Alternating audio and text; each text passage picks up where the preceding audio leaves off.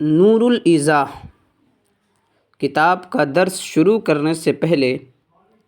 چند اہم باتیں جو مفید ہیں میں آپ کے سامنے رکھتا ہوں۔ انشاءاللہ کل سے نور الایضاح کتاب کے درس کا لیکچر نمبر 1 ہوگا۔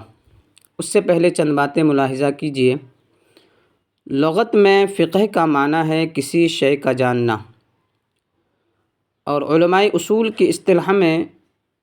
علم فقہ کی تعریف یہ ہے کہ فقہ وہ علم ہے جس میں احکام شرعیہ فرعیہ کا علم ان کے تفصیلی دلائل کے ساتھ حاصل کیا جائے۔ اور فقہا کے نزدیک علم فقہ کی جو تعریف بیان کی گئی وہ یہ ہے کہ علم فقہ نام ہے احکام شرعیہ اور مسائل شرعیہ کا علم حاصل کر کے ان کو یاد کر لینا۔ اور اہل حقیقت و معرفت نے علم فقہ کی جو تعریف بیان کی وہ یہ ہے کہ علم فقہ کا مطلب ہے کہ علم احکام شریعت کو عمل میں لانا، جیسا کہ سیدنا حسن بصری رضی اللہ تعالی عنہ کے قول کے مطابق یہ ہے کہ فقیہ تو وہی ہے جو دنیا سے اعراض کرے اور آخرت کی طرف راغب ہو اور اپنے عیوب پر نظر رکھے۔ تو فقہ کی تعریف سے یہ بات واضح ہو جاتی ہے کہ فقہ کا مطلب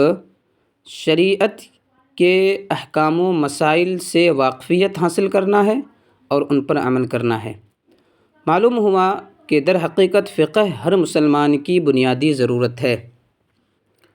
قرآن کریم میں اللہ رب العزت نے ارشاد فرمایا لقد من اللہ علی المؤمنین اذ بعث فیہم رسولا من انفسہم یتلو علیہم آیاتہ ویزکیہم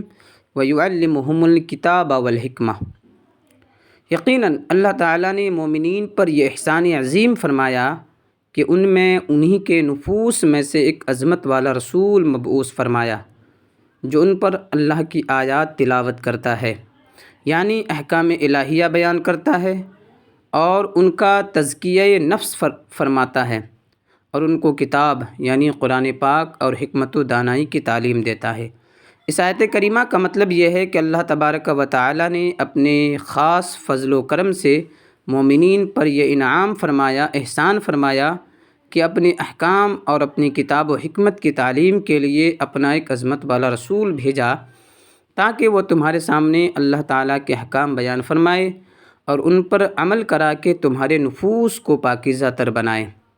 اور احکام الہیہ کے جاننے کا نام ہی فقہ ہے۔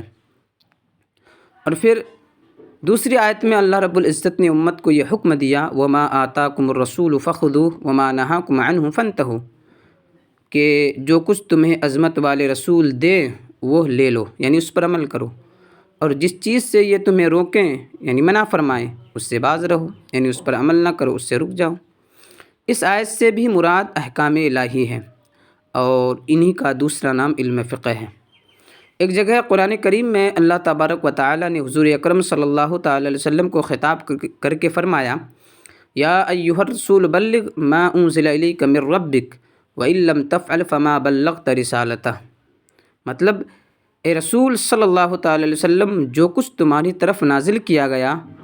تمہارے رب کی طرف سے تم اس کی تبلیغ کرو، یعنی دوسروں تک پہنچا دو، اور اگر تم نے یہ نہ کیا اور پیغام الہی کو امت تک نہ پہنچایا تو تم نے رسالت کے کام کو انجام نہ دیا۔ خلاصہ کلام یہ ہے کہ اللہ تبارک و تعالی نے حضور اکرم صلی اللہ تعالی علیہ وسلم کی بعثت و تشریف آوری کو احسان عظیم قرار دیا اور احکام الہی اور کتاب و حکمت کی تعلیم اور ان پر عمل کر کے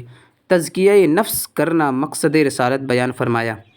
اور امت کو یہ حکم دیا کہ وہ آپ کی تعلیمات کو حاصل کرے اور جن چیزوں سے منع کیا گیا ہے ان سے باز رہے، پھر جو ان احکام الہیہ پر عمل کرے،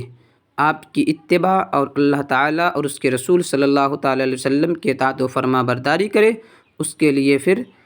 بڑی کامیابی کی خوشخبری سنائی گئی ہے، جیسا کہ قرآن کریم میں ہے وَمَن يُطِعِ اللَّهَ وَرَسُولَهُ فَقَدْ فَازَ فَوْزًا عَظِيمًا،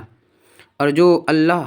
اور اس کے رسول اکرم صلی اللہ تعالی علیہ وآلہ وسلم کی اطاعت و فرما برداری کرے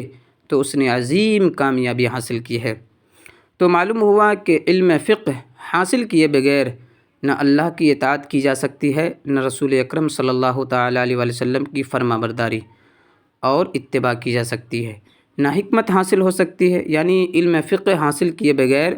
نہ اللہ کی اطاعت کی جا سکتی ہے، نہ رسول اکرم صلی اللہ تعالیٰ علیہ وسلم کی فرما برداری اور اتباع کی جا سکتی ہے، اور نہ علم فقہ حاصل کیے بغیر حکمت حاصل ہو سکتی ہے، اور نہ تزکیہ نفس ہو سکتا ہے۔ اس لیے علم فقہ تمام امت کے لیے ایک لازمی ضرورت ہے۔ جو اسے حاصل کرے گا وہ فائز المرام ہوگا، اور جو اس سے جاہل اور نابلد رہے گا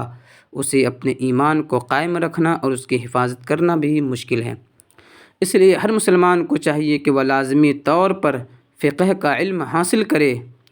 کل نہ صحیح